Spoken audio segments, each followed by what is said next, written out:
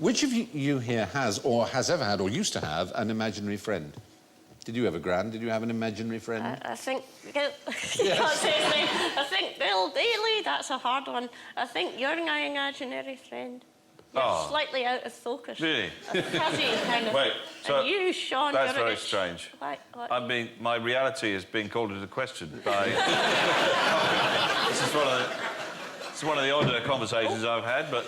If your imaginary friend falls over in the forest and there's no one to hear, does that... I can't That's a finish very this good sentence. philosophical point. We're getting Bishop Berkeley from Gran. I'm very impressed. Did you have one? I mean, a lot of children do. Did you have an imaginary friend when you were young? I'm not aware of it. No, your mother would have told you. They didn't used to come around much. An imaginary friend who doesn't play with An you. imaginary friend who kept you dead. Yeah.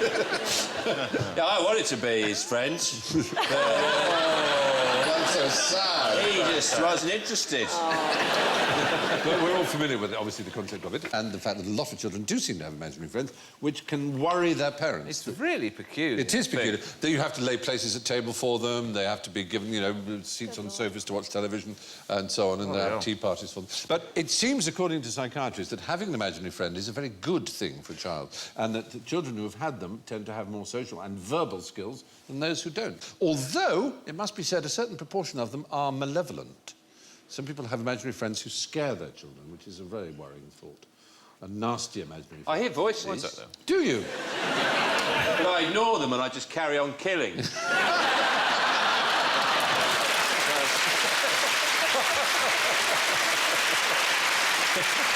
voices that said, stop killing people, Sean, you know this is wrong. You know this is wrong, Sean. This isn't fair. I don't deserve it.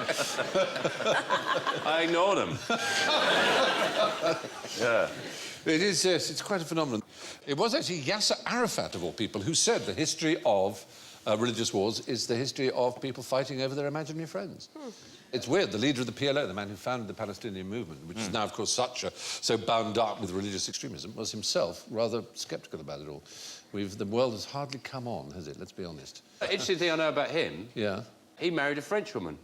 You wouldn't think that, would you?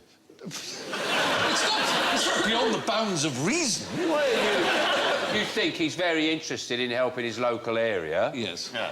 He'd choose one of his local women.